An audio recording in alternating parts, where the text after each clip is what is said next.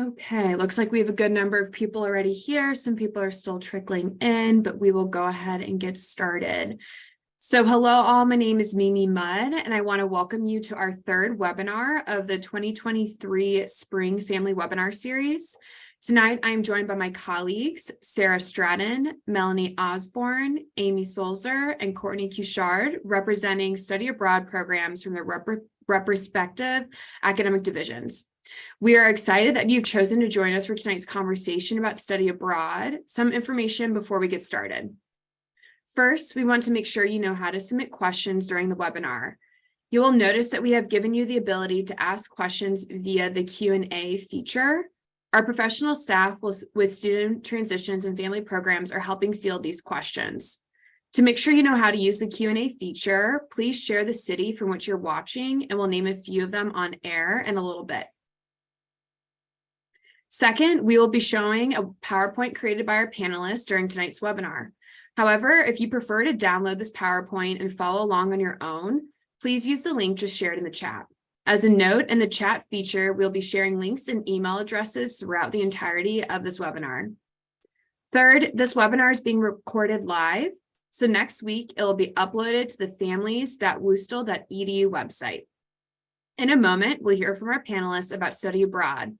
We will first hear from Amy, who will provide a general overview of study abroad programs at WashU, followed by specific information for arts and sciences students.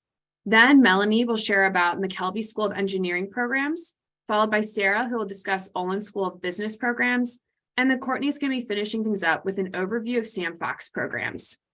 If something our panelist says sparks a question, don't forget to send us a question using that Q&A feature. After the presentation, we'll move into the Q&A portion of the evening. Before passing things along to Amy, I want to share some of the places from which you all are joining us tonight. We have families tuning in from Westport, Connecticut, Atlanta, Georgia, and Boulder, Colorado.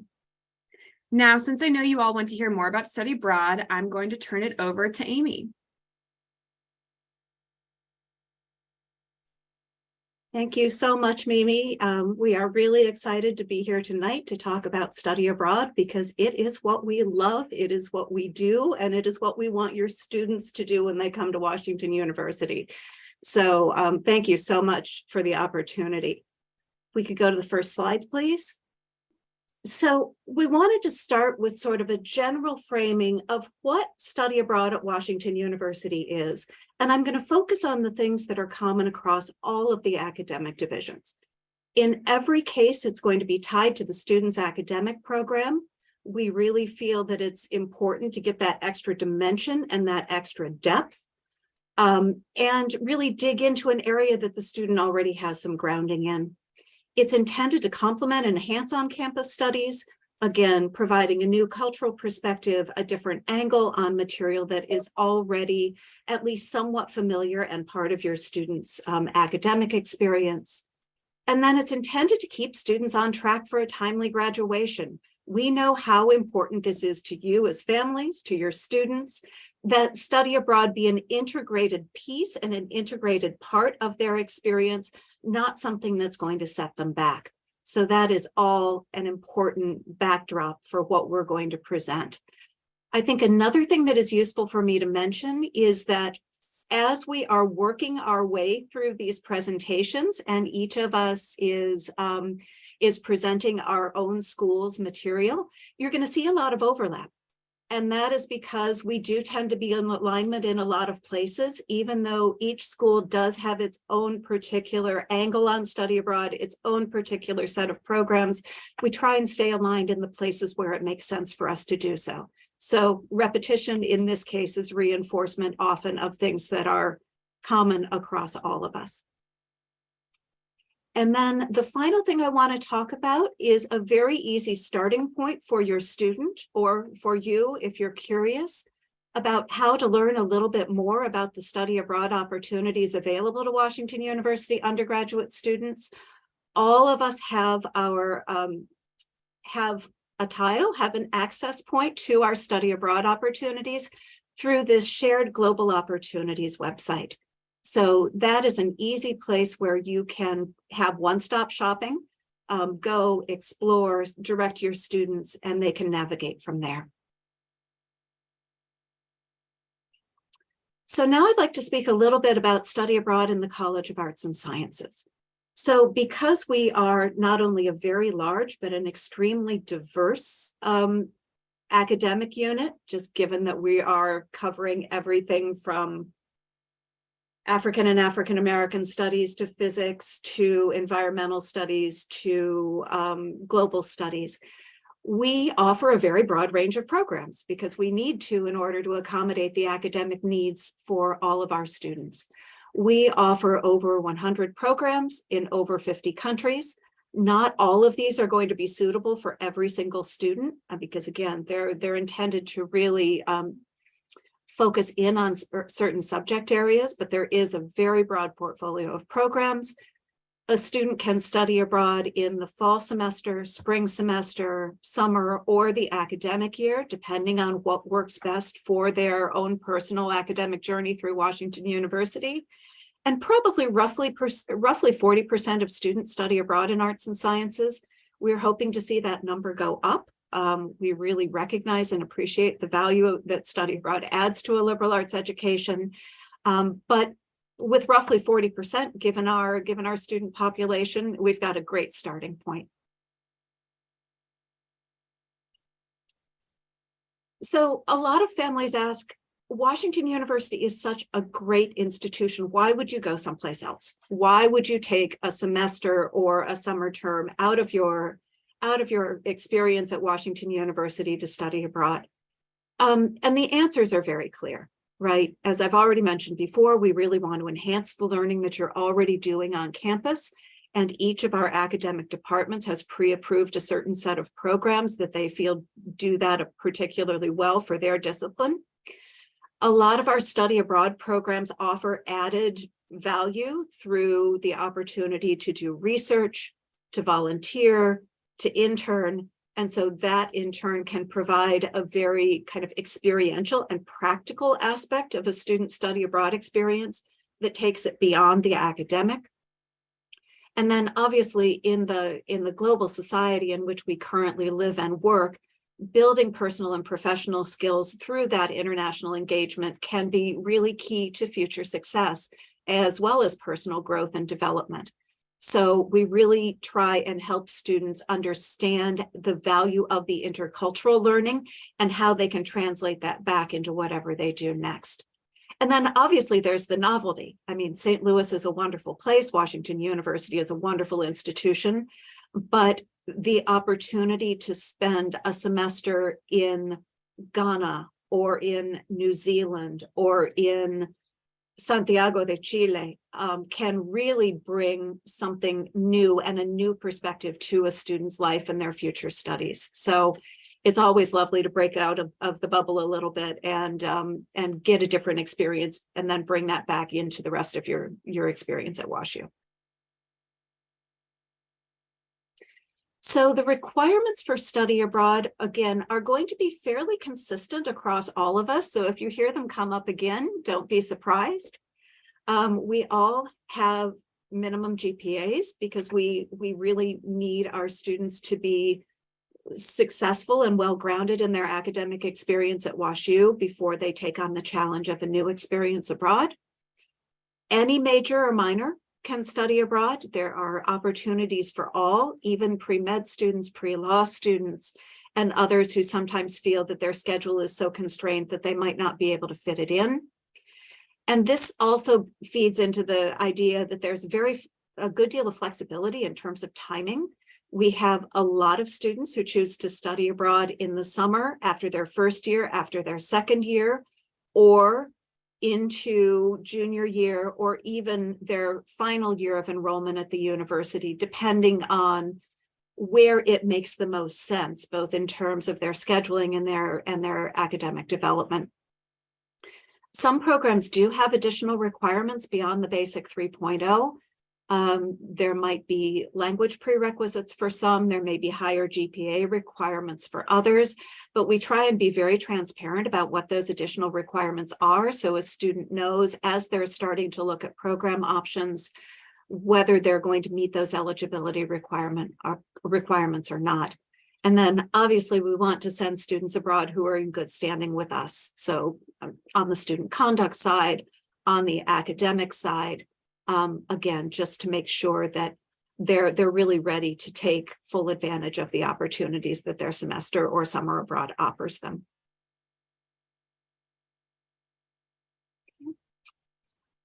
One of the hardest parts of this entire process, at least from what I hear from students, is the decision making. It's like, oh my gosh, I've got all these options. I'm trying to cover multiple areas of study in one semester abroad. Who do I go to get advice about which program I should choose? How do I learn the detailed kind of nitty gritty of a program so I know that I'm making the right choice for me? In arts and sciences, we have so many layers of advisors. I mean, students can get good advice and different guidance and different pieces of information from different sources. Obviously, those of us on the professional staff and overseas programs know our portfolios well. We can talk to students not only about the curriculum, but also about different student life aspects of the program. Sometimes we're able to connect them with past participants of the program so they can learn more from a student perspective.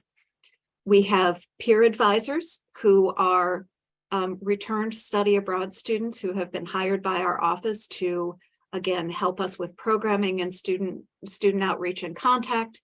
There are departmental study abroad advisors in each of the arts and sciences academic departments.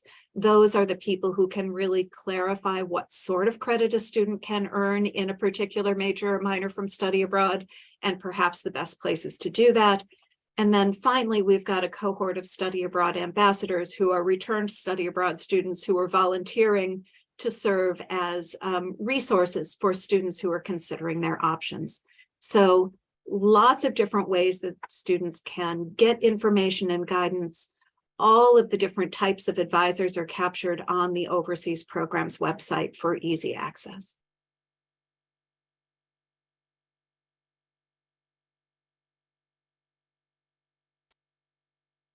Hi, everyone. I guess it's my turn. I'm Melanie Osborne. I work in McKelvey Engineering.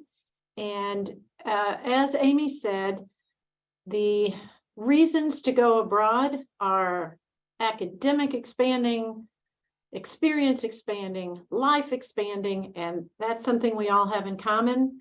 The study abroad advisors all work together because Washington University is a place where a student just generally doesn't stay in their lane.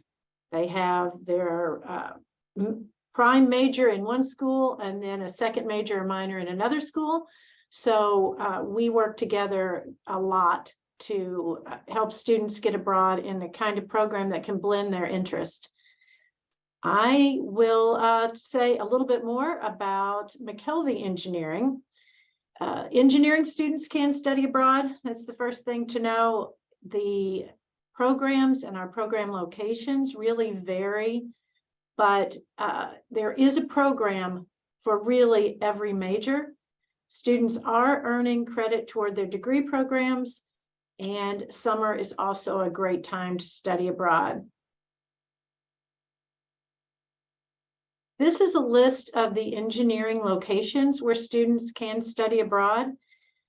Engineering study abroad is a fairly new thing at Washington University, but we are always trying to find new places for engineering students. You can see on this slide, there is a double asterisk. We have 2 new places under development. So we're always looking for those.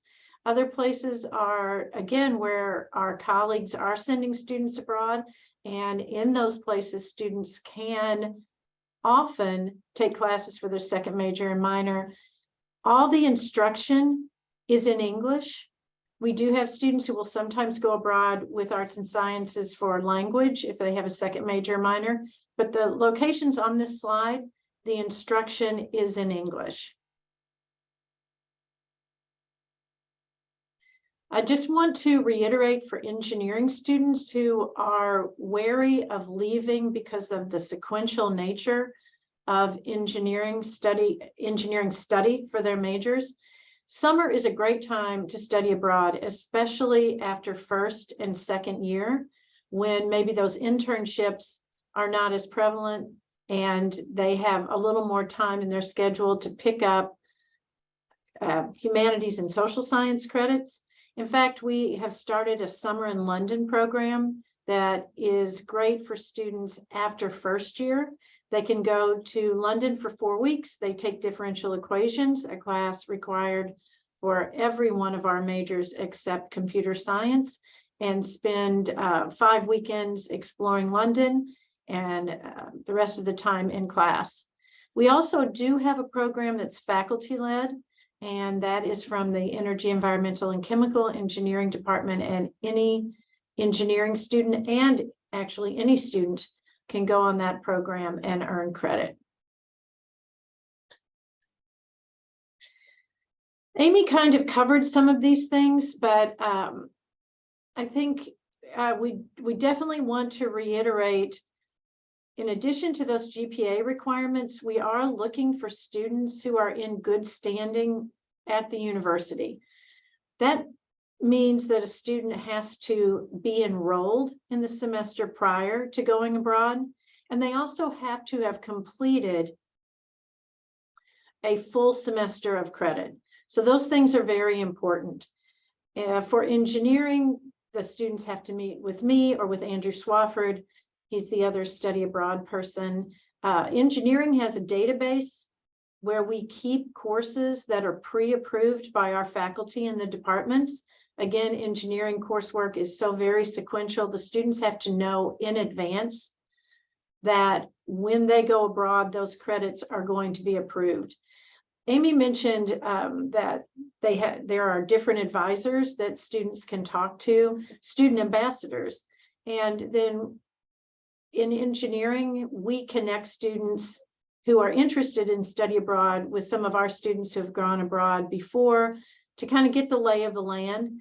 But we do talk to students about, where do they want to go, and the timing of the semester. Some of the locations in the Southern Hemisphere don't match with the WashU semester. So for an engineering student, they might want to think about going to the Southern Hemisphere in the fall of their junior year instead of later, so they don't miss the internship semester. Students should also think about, do I want to be in a large city? Am I more comfortable in a smaller city? No one studies abroad to stay in the one location where they go. So how easy is it to travel, and where do I want to travel to? What other locations, what other cities do I want to see? So those are some of the things to consider with study abroad.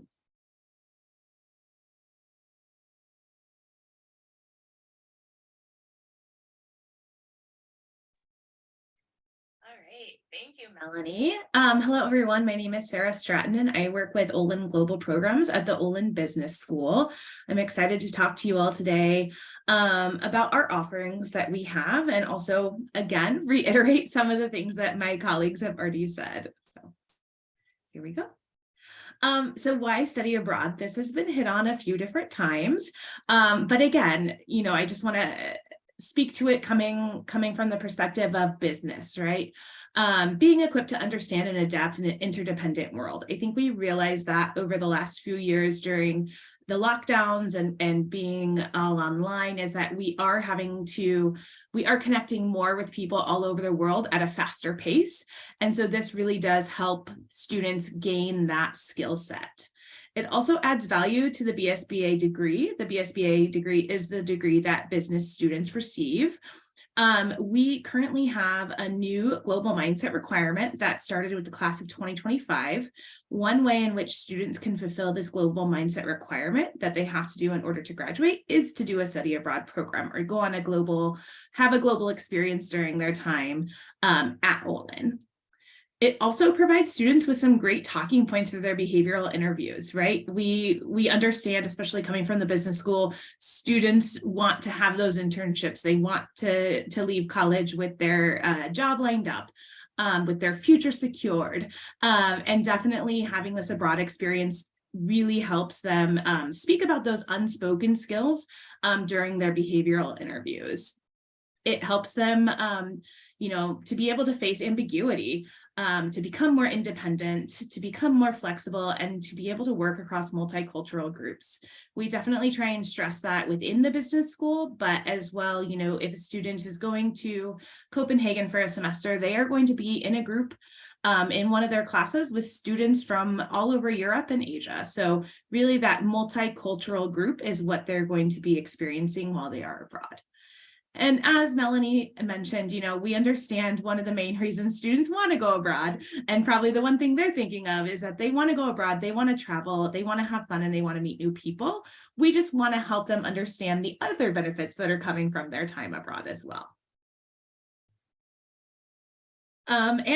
Coming from the business school, we want to see what employers are saying. How can students leverage their abroad experience to get that job or to get that internship? 73% of employees cite study abroad as important while evaluating their resume for junior level positions. Like I said, it also helps them gain those top traits that employers are looking for. That strategic international understanding, managerial ability and such. And then also one thing I really want to highlight is that currently about 1 in 10 students in the US have an abroad experience. At Olin, we're looking at about 65% of our students going abroad. So between 6 and 7 out of 10 students are having that abroad experience. And so it really is becoming the norm within Olin, and somewhat of an expectation and something that students really look forward to.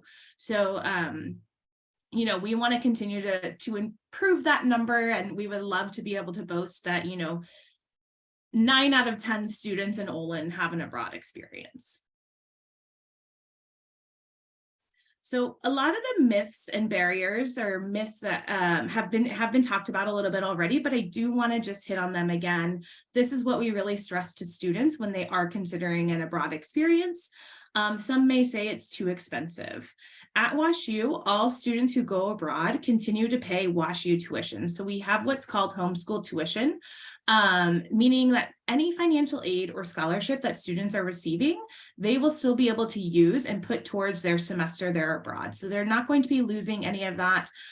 We try and keep it as seamless as possible in terms of having the abroad experience be a similar financial experience as to a semester at WashU. One thing that was already mentioned, it will delay graduation. We highly encourage students to meet with their academic advisor as early as possible.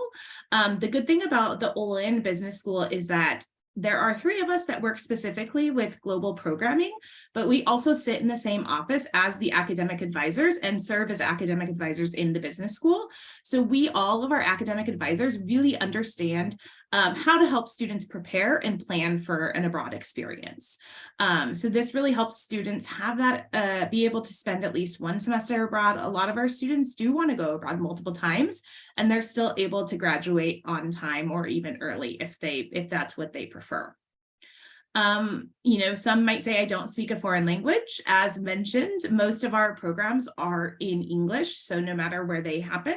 We only have one of our programs that does have a language requirement, and it is something that we are willing to, chat more about with students, but all of our other programs, there is no language requirement necessary for them to attend.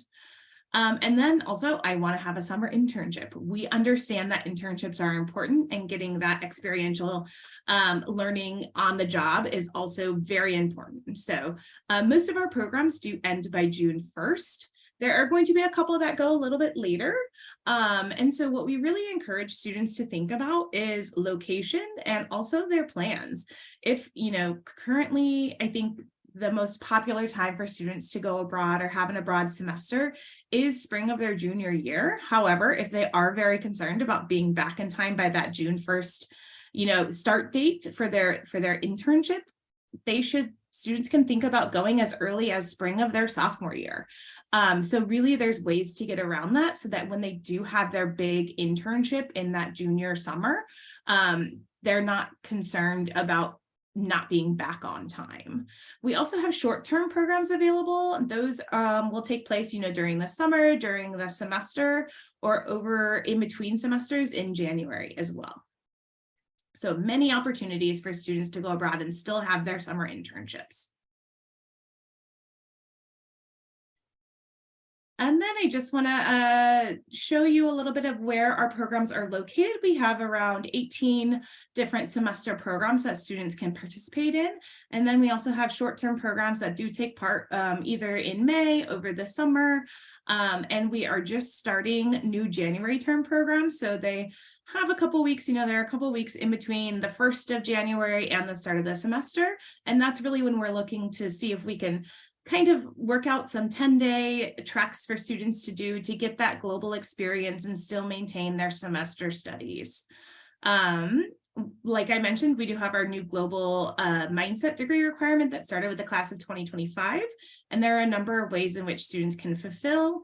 They can do a semester abroad, they can do an international internship, they can do a short-term program. So really, there's no experience that we would really say no to for students. And so if a student has an interest in a location that we might not currently offer, we're more than willing to talk with them and figure out if academically it makes the most sense, but we are open to speaking with students about any different experiences they're looking to have.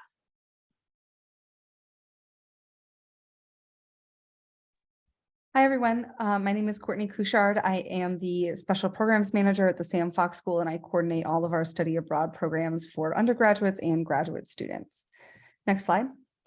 Our Keystone undergraduate program is in Florence, Italy. Obviously, we know that as both people in a very global world, and also particularly as artists, designers, architects, it is so important to see the historical and contemporary context of the world that we're living in and expose yourself to as many different places and cultures and identities as we can, so that the work that you're making, that you're part of in the world, becomes very contextual and meaningful in the places that you're working. So for us, as I think is typical in many undergrad art and design programs, Florence, Italy is our home base. It's our main program. We have a really long-term partner there, and we've worked for over 30 years to create this program in the vision of our school, so that our students have a very streamlined and rigorous academic experience while also getting a true abroad experience. Next slide. So we have both summer and semester programs. So like we've said before, each student has a variety of opportunities to take advantage of the programs that we offer. So the semester program keeps everyone on track for their degree requirements and for their graduation. If that's not something that's appealing to a student for whatever reasons, whether that's sports or multiple majors or minors that have other requirements, there are things that keep people on campus during the semester, valid reasons. And so we also have the summer program, which is offered each year, and students all the way from after their freshman year to even after their senior year are eligible to participate in the summer program. So it's designed for students at any stage of their degree process. Next slide. So I'll talk first about the semester program. It's a very traditional sort of 4-month study abroad experience. Students live in the heart of Florence, in the city. There are 15 required credits. So as you've heard from many of our other advisors, all of our programs are credit bearing. So ours is no exception. So students take a 15 credits, and the city really becomes the site, the inspiration, and the context for their projects. Our faculty, both from WashU that travel abroad and also from Florence, are obviously very in tune with the city, the current challenges, the historical sort of layers and layers of history that are there and how those impact our students. And then they're really actually incredible faculty that can bring those ideas to the forefront of students' projects to build really meaningful and unique work for a student's portfolio. Next slide. In the semester, there's a lot of working on site. So that might be drawing, sketching, photographing, traveling to nearby towns and cities, all different sorts of things. So this is just one example of students sketching with their faculty on site in Florence. Next slide. And then for us, we've actually keyed our like when students travel into their degree progress. And so it's different for everybody based on which major you have in the Sam Fox School. So communication design students, for example, travel abroad in the spring of junior year. Architecture, studio art, and fashion design all go abroad in the fall. Architecture is actually the fall of senior year, and then for studio art and fashion design, it's fall of junior year. And so this is what our faculty and chairs and directors have determined is like the best time academically for students. It also has an impact culturally because of the various events that are happening in and around Italy that our students get to participate in, such as the Venice Biennale. It's really important for students to be there at particular times, Milan Fashion Week, etc. So that's something that's very unique about our semester abroad program, is that your major sort of determines when your semester abroad program happens. Next slide. So this is a great image of our students doing some sketching on site as like an initial exercise. There's a lot of this sort of like collaborative group work, really observing the city that you're in and learning about the different culture and history and context around you. Next slide. The art history course, and I think many of our programs have this. Many of the courses have sort of this built-in travel component because there are so many incredible places that are really accessible while you're abroad. And so our art history program in particular takes students on 3 like major field trips during the semester or the summer to other Italian cities such as Rome, Venice, and Milan. And then faculty can take students on other sort of smaller day trips and things like that to visit whatever is contextual for their project or program or anything they're working on. Next slide. So these are students and faculty in Florence talking about the site, talking about the city and the history. Next slide. And this has also been mentioned that any financial aid or scholarship that a student is receiving during the semester on campus, they also receive during their semester abroad, which is incredible. Okay, so now we'll pivot to summer in Florence. This is our optional study abroad program in the summer. It's a 2-month intensive experience. So students are actually earning 10 credits in a 2-month time block, which is it's intense. It's class every day. You're getting your art history class, which is the same as the one in the semester, just compressed into 2 months instead of 4, and then a full studio, either in art or in architecture. And like I said, this program is really essential for many of our students, especially because, like Melanie is so uniquely described, it's hard for students at WashU to stay in one lane, right? So you've got sports, you've got second majors, you've got multiple minors, and that can mean that your semesters on campus get really, really full. And summer is a great way to take advantage of a study abroad opportunity while also earning credit toward your degrees. So next slide. In summer, we have a lot more flexibility in some of the field trips we take. And so our excursions might go a little bit further. This is a photo of our students that went to the Dolomites last summer. This summer, we've got students going to Barcelona. So that's very exciting. So these are nice little trips that are sort of built into the programming. Next slide. And the summer is also unique for us because we have a rotating cast of Sam Fox School faculty that go abroad to teach the summer studios. So it's actually a really amazing chance to get to know some of the faculty really, really well and work closely with them on a more one-on-one basis than you would be able to on campus. So that's another really unique thing about our summer programming. Next slide. The summer program in Florence. Oh, I guess I should also mention this program is actually not exclusively for Sam Fox students. So any WashU student, whether you're arts and sciences or engineering or Olin, you can come do this summer program. It's designed for students of all different levels to come and participate. Tuition is discounted in the summer. And because we know that financial aid doesn't automatically carry over, there is some scholarship funding available from the Sam Fox School. And then as always, and I say this now to every student, regardless of financial sort of background, it's great to just talk with your financial advisor about how study abroad is going to impact your own personal financial decisions. Next slide. So I'll just mention that we have some amazing partners in Florence in the heart of the city to provide the things that the facilities that are sort of unique to designers and architects. We need places to paint and do printmaking and develop photographs and draw. And so we have those facilities in our partner in Florence, and Like I mentioned it earlier, it's been a long-standing partnership over 30 years. And it's amazing to see that we're able to provide students with such high quality spaces, even in a really historical, dense urban city. Next. And then outside of the Florence program, we know that our students may want to go somewhere else. So we have processes for that as well. As mentioned, there are a number of other programs available through McKelvey, Olin, Arts and Sciences that are open to our students. There's a process of letting us know what they want to do, making sure that the credits will transfer. And then if for some reason any of the WashU programs are not what your student wants to do, we do have a process for creating your own study abroad proposal and going somewhere else that is unique to you, that's more in line with your experience and what you're studying, whether that's research or project-based. And so we have a process for that too. And I would be the person to collaborate on that with. We have a wide variety of information available on our website. And so that's sort of a really great starting point, is to learn more about Florence, the nitty-gritty details, and also about alternative programs. So I'll leave it there. Thanks.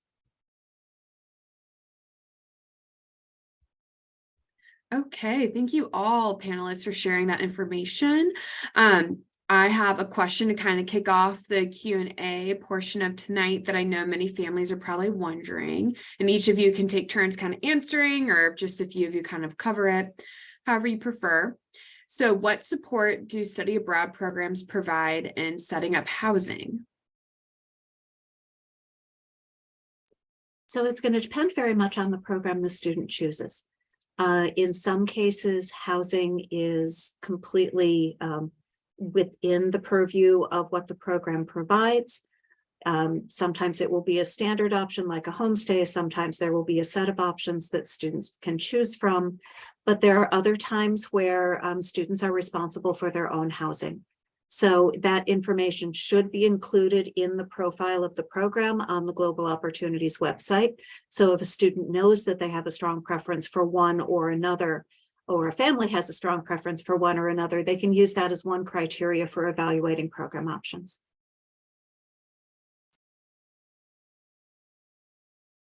Thank you. Okay, so we will now move on to the remainder of our questions. Just a reminder to all of our attendees, as questions kind of come up, please make sure you submit them via our Q&A feature.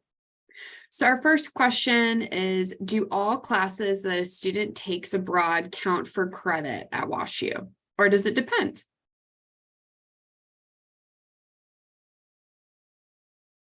If they're pre-approved in engineering, yes. And what we tend to tell students in arts and sciences is that every course that they take abroad and successfully complete, success for us meaning a grade of a C or higher, whatever the local scale is, will transfer somehow. It will transfer towards major or minor credit. It will transfer as distribution credit. It will transfer as units for graduation. But students don't lose any credit because it wasn't approved for a major, for example. Same for Olin. There's a process for students to have courses pre-approved. We have a long list of courses for each of our programs that are already pre-approved, so students know if they take a specific course at the host institution, they know that what it's going to be coming back as. Like Amy said, as long as they get the appropriate level, grade level, which is the equivalent of a C or higher, we will transfer in any credit.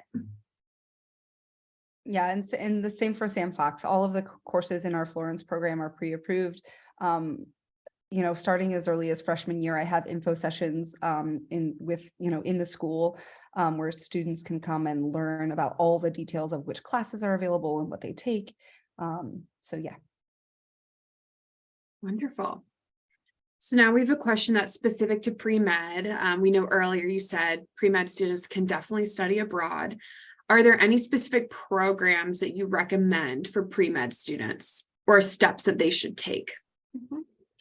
So in consultation with our pre-health advisors, what we're really trying to message to students is that study abroad can fit in any one of a number of slots within their curriculum. They can look for programs that specifically focus on health in one way or another. There are a number of global health, public health, community health oriented programs that they're on our list of pre-approved options.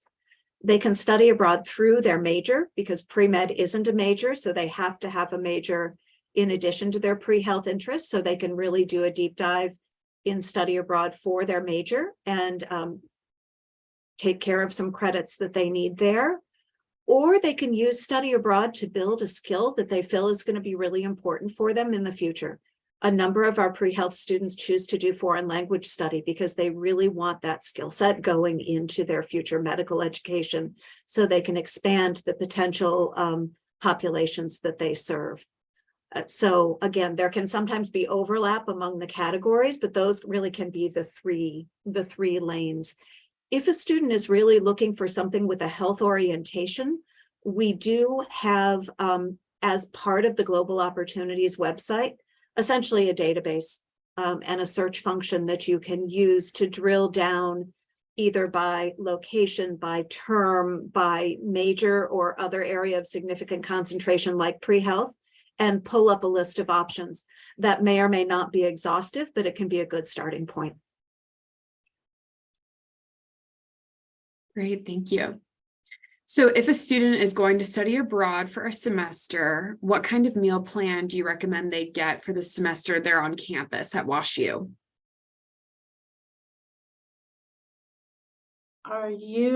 Is the person saying while they're abroad, what kind of WashU meal plan should they get?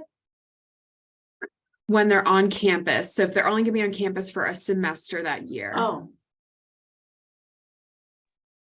So I think it really depends on the housing that they're in. Our understanding is that if a student is in residential life housing and they're studying abroad for one semester of their academic year, residential life will essentially cancel their contract for the semester while they're abroad.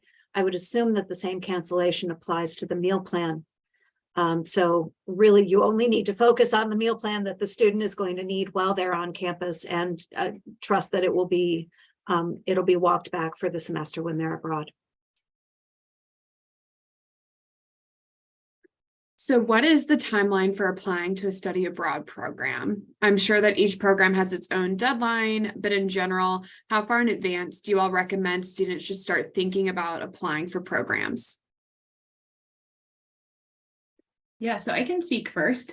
We have tried really hard to keep our application deadlines in line with each other so that every spring semester abroad program, the application opens the spring before. So we actually, for spring of 24 semester abroad, applications just opened on March 1st and they remain open until May 1st of this year. Students then find out over the summer what program they've been accepted onto, and then they prepare throughout the fall semester as they get ready to go abroad in the spring of 24 or the following spring. If a student is looking to go abroad in the fall, all of our applications open on November 1st and close of the fall/spring. Before the fall, they would study abroad, and that's the same for our summer programs as well. So I know for Olin, we really stress it early on with our students in their first semester on campus to be talking about and thinking about what they want to do for their abroad programming if they do want to go abroad. We see a large number of our first years go abroad during that first summer. So, students would hear about opportunities available to them for the summer after their first year in their first semester on campus. That application would open November 1st. They would work over the winter break maybe on their application, and then in February is when they would find out the next steps for preparing them to go abroad as early as May. So we really try and keep all of our application deadlines in alignment with each other. And we would recommend meeting with us as early as possible to start discussing and planning. I feel like the Sam Fox School is one tiny exception to this rule because we also have a sequential order for our coursework. And there are some classes that are only offered on campus and not offered while students abroad. We sort of have a blanket rule that for the semester programs, all Sam Fox students apply in their sophomore year. That means that even architecture students who aren't going abroad until the fall of their senior year apply in like the spring of sophomore year. So The 1 year in advance rule is kind of a general one, I think, that's great to remember.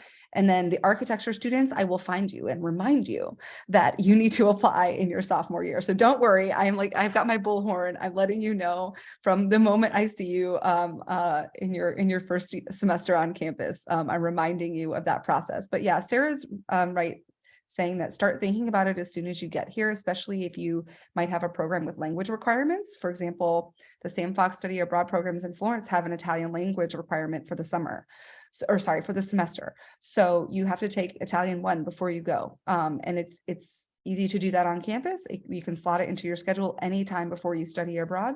So yeah, that's something to keep in mind and talk about with your academic advisor as you're planning.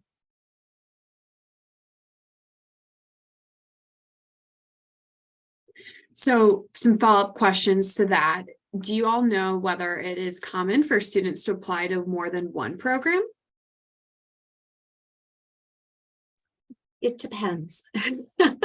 So normally, at least in arts and sciences, the answer is no. We encourage students to focus on one program, make that program choice that they feel is the best fit for them, and move forward with that application.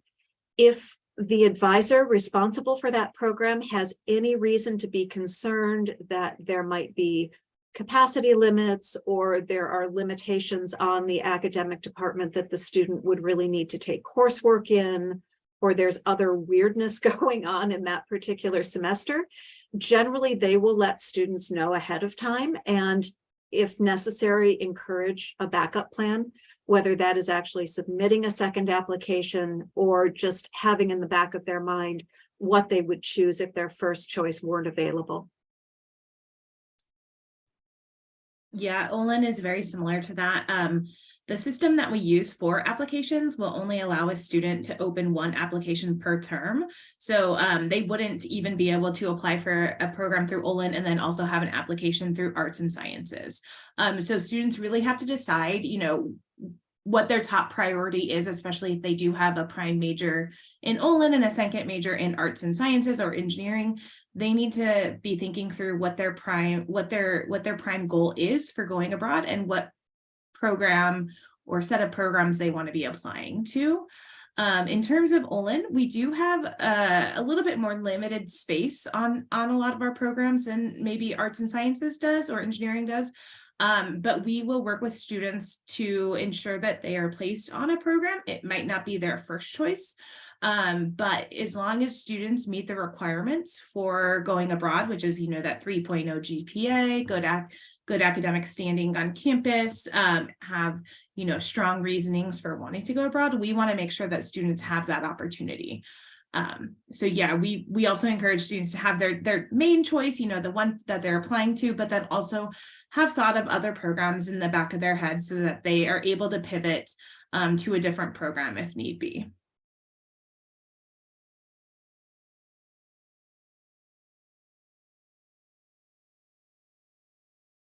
Thank you both. And a follow-up to what something you mentioned, Sarah, parents and family members are now asking in general, like how competitive would you say the study abroad programs are in each of your schools? Is there kind of a general, acceptance rate, or kind of what's the likelihood people get accepted back? And I'm sure that can, depend on many varying things, but just sweeping generalization, what does that look like for each of your programs?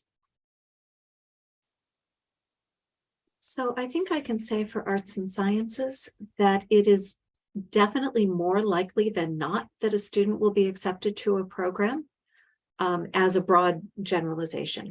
There are a handful of programs where either they've got very small capacity and may fill very quickly, or there may be, again, specific exclusions that come up that we try to work around. But more likely than not, the student will be admitted to the program that they've selected, and we will work with them if for whatever reason they are not. For Olin, it's a little more tricky. We tend to have, with some of our programs, we do have limited numbers, and if we have more applicants than spots available, we do have to go back to the student and give them more information on other programs and see what other program they might be interested in. I would say, in general, I would say probably around 90% of our applicants get placed on their top choice, but it really depends on what program students are applying for and how many other students are also applying for that program versus spots available. But like I said, we will place 100% of students that are eligible and meet the requirements. It just might not be on their top choice if for some reason their top choice is a program that only has 10 spots and we get 40 applications for it. My answer would be the same as Amy's answer for arts and sciences. Student meets our requirements. It is incredibly unusual, and I don't remember it actually happening, that the partner institution would say no. Sometimes students might have to pivot at the last minute because a class they planned on taking may not be offered anymore at that location. And in that case, we will usually scramble to find them someplace else, if at all possible.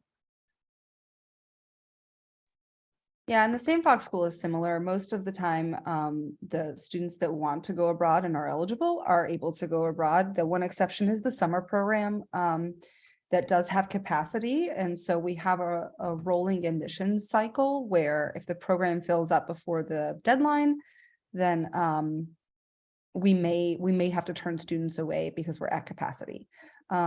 But those deadlines are communicated. And so, keeping an eye on communications from your study abroad office is a really great way to make sure that you don't miss an important deadline.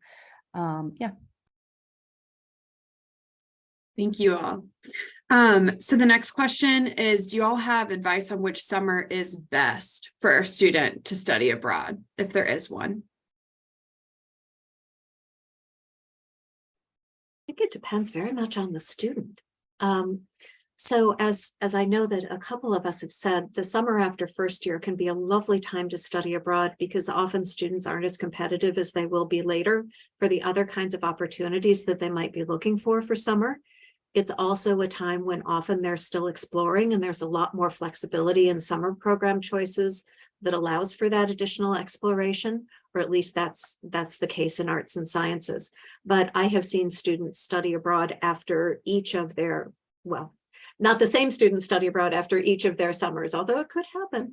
But students make different choices for different reasons, depending on how they see their own trajectory flowing. Yeah, I would say we tend to see a lot of our business students go abroad after their first year, mainly because most of the time, students aren't, I would say, competitive enough to have an internship or have something that is really going to be substantive value.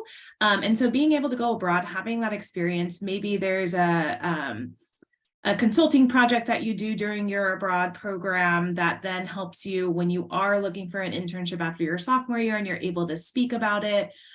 We really encourage students to look after that first summer to go. But we also see students going abroad after their sophomore year as well.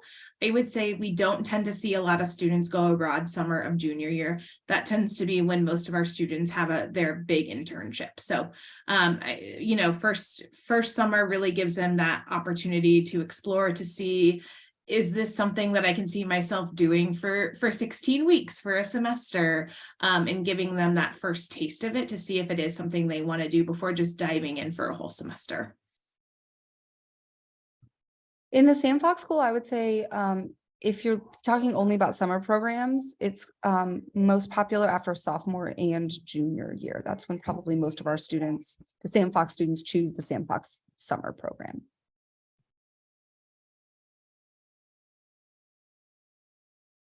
So we have some family members asking about the financial costs of studying abroad.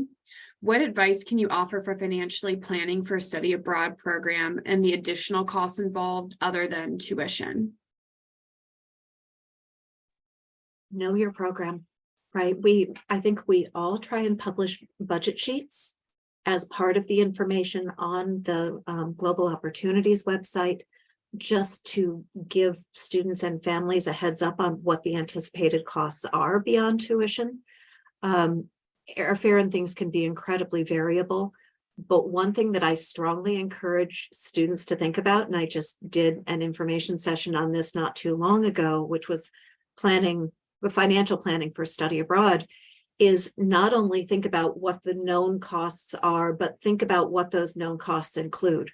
Because we can post the tuition cost and the housing fee, but on one program, the housing fee might be self-catered, meaning there's no meal plan or anything included in it. In another, it might include a full meal plan, and that's going to make a big difference in what you're paying out of pocket over the course of the semester. Also thinking about things like public transportation costs. Is there a monthly transit pass, or are you paying per use? If you're in a major metropolitan area, that could get expensive fairly quickly if you've got a long commute to campus, or even cost of living in your program location.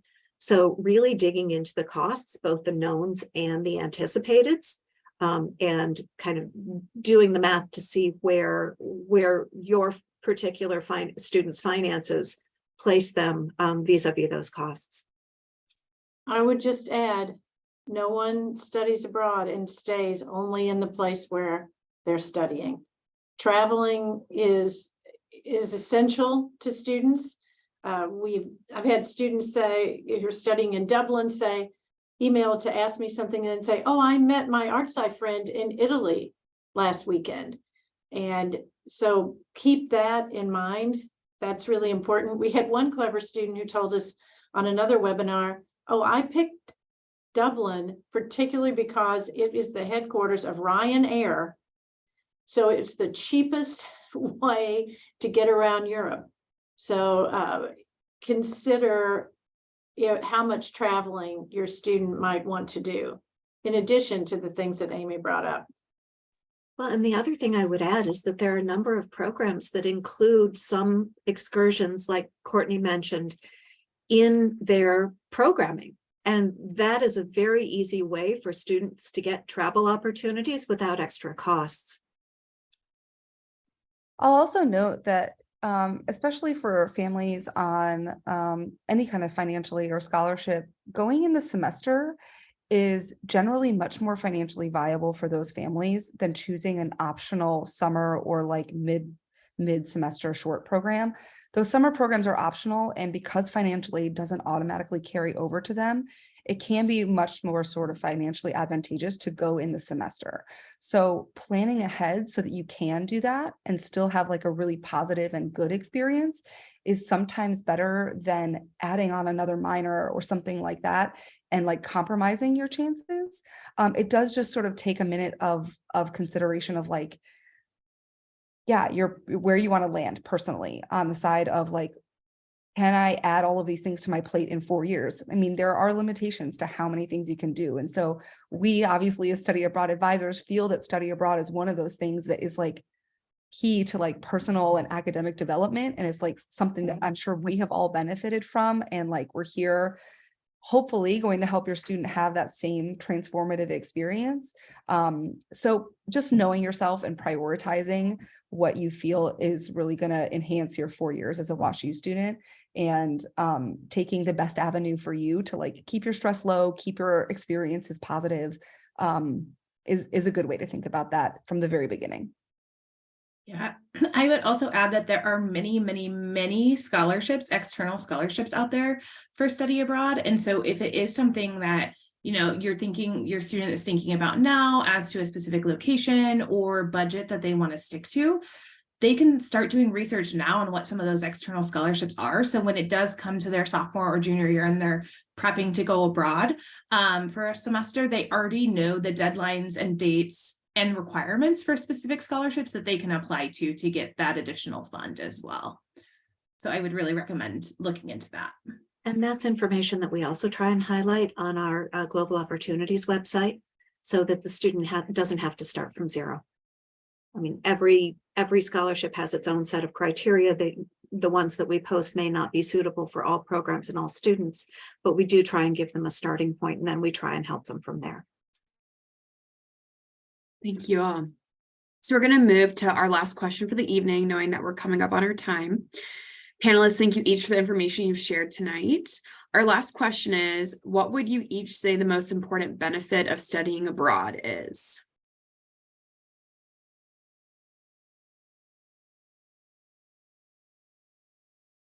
If you could only pick one, I'm sure there's more than one. I'm going to stick and be a true business advisor right now. I'm going to say networking. You build your global network. You meet so many different people during your time abroad. You create these connections that then you're able to go back to, right? Maybe you're studying abroad on some company visits and you visit a tech startup. You become close with a student who lives in Denmark and they are going to be working for Google one day, and you can reach out to them on LinkedIn and reconnect with them, and maybe they can help you, look into getting a job or with career advice or whatever it may be. So I'm going to stick to, I know there's going to be a lot of really great other things that are said, so I'll stick to the business side of things and say you increase your global network tenfold.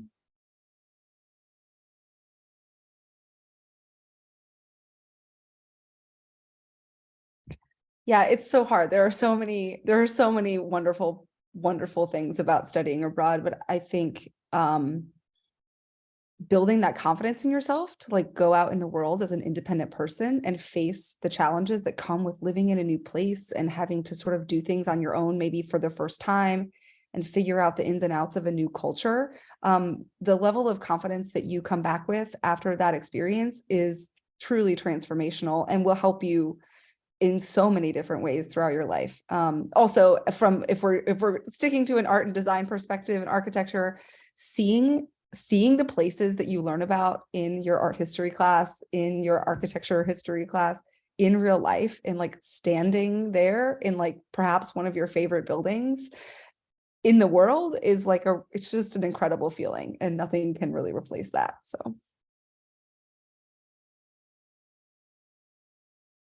I was going to go with the learning about yourself and the resilience piece. So Courtney stole that, but I would say kind of building on that is seeing that there's more out there than the way we do things here.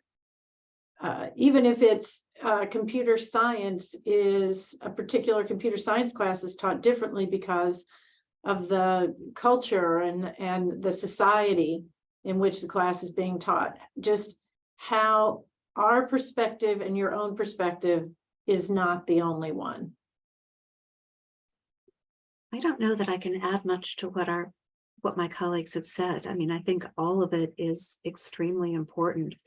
I think that one thing that I have seen students do that I really appreciate is integrate themselves into a lifestyle different than their own, assimilate it, and then bring it back, right? Recognizing the cultural values of the place where you were, adopting the pieces of them that really worked for you and that made you happy, and then trying to incorporate them back into your life is an important life lesson, again, for just self-knowledge and adaptability. Great. Thank you again, Amy, Sarah, Melanie, and Courtney. We appreciate it so much. Families, we hope you learned valuable information this evening. We know there were many unanswered questions left, so we have all of the panelists' emails in the chat. As a reminder, this webinar recording will be shared at families.wusel.edu next week. And our next webinar is a conversation about mental health, which will be on Wednesday, April 12th at 5:30 p.m. Central Standard Time. You can register for any upcoming webinars at that same families.wusel.edu, and we hope you all have a good night. Thank you. Bye.